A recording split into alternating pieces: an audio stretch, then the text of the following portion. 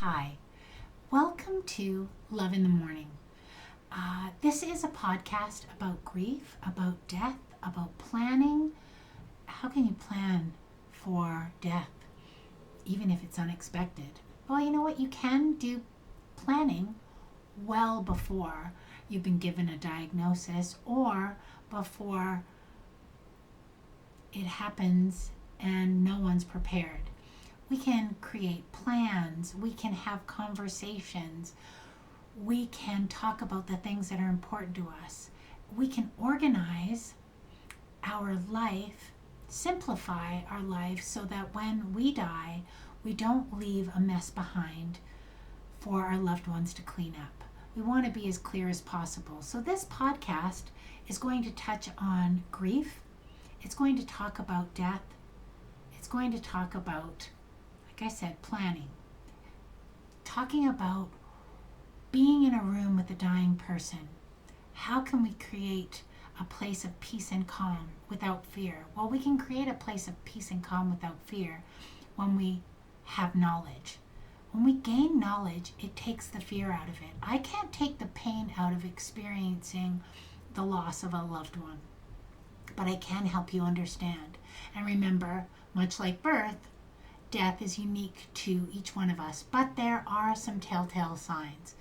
But we can create rooms that are full of peace and comfort, things that the person who is at end of life would like. You can do vigils, that is people sitting bedside. You can create this atmosphere. You can use candles, you can use incense, you can use music, you can use pictures. You can create this beautiful space for you and the person who's at end of life. You can do legacy pieces, and we can talk about that. What are the things that are important? What do you want to leave behind? What is the message? There's so much to talk about, and when we talk about it, we can take the fear out of it. So that's what I'm here to do. I'd like to read an excerpt out of my book, The Hardest Not the Worst Year. This is from my daughter Raina, who in her eulogy spoke in these words, which I didn't remember until I got the information from her and wrote it in the book. The day of John's celebration of life, my husband John, who died just over 2 years ago, I didn't remember much about that day.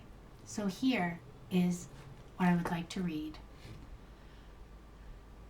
In each one of you who had any sort of relationship with my father, you carry within you a spark of who he was.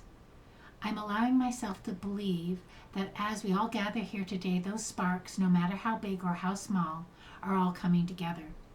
His time, his love, his energy, his wisdom, his kindness, his service, his personality, his laugh, his compassion, and his wit are all here with us now.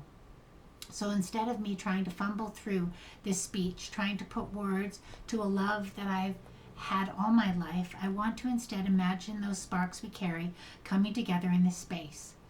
I can only ask you to try to visualize them, maybe weaving together by threads into a web that connects each one of us together because of him and who he was, his energy, what he's left within each one of us.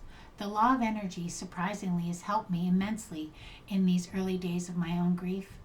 The law states that energy cannot be created or destroyed. It can only be transformed. Everything on this planet is made of energy. On the most primitive level, you have a source of energy. Everything around us, every cell, every atom, that's just a fact. To think that when we die, our energy cannot be destroyed, only transformed, brings me great comfort. Thinking of the people and the connections and relationships here, and how my father's energy is still here with us. My dad's love, his generosity, his heart of service, his laughter, the way he took care of us, that energy will always be here. When I visualize those sparks, I can see them glow. It's so bright. It makes me think that this is his legacy. It lets me catch a glimpse of the magnitude of his impact, of his energetic mark on this world.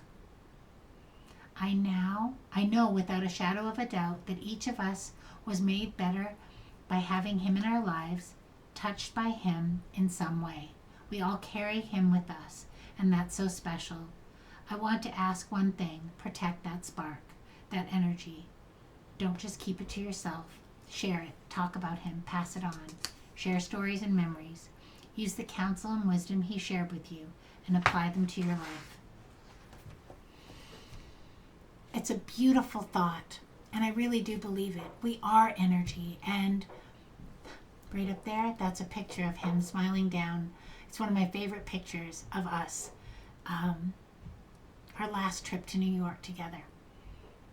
So, we're going to talk about energy. We're going to talk about life after loss. We're going to talk about what we believe happens when someone dies. We're going to talk about signs. We're going to talk about wonders. We're going to talk about the real pain of grief, the anguish. We're going to talk about healing.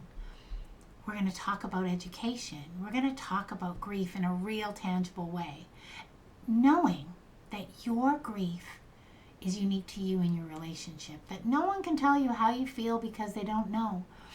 Remember, grief is all about love, and it's all connected to the relationship we have with the person, place, or thing that we've lost.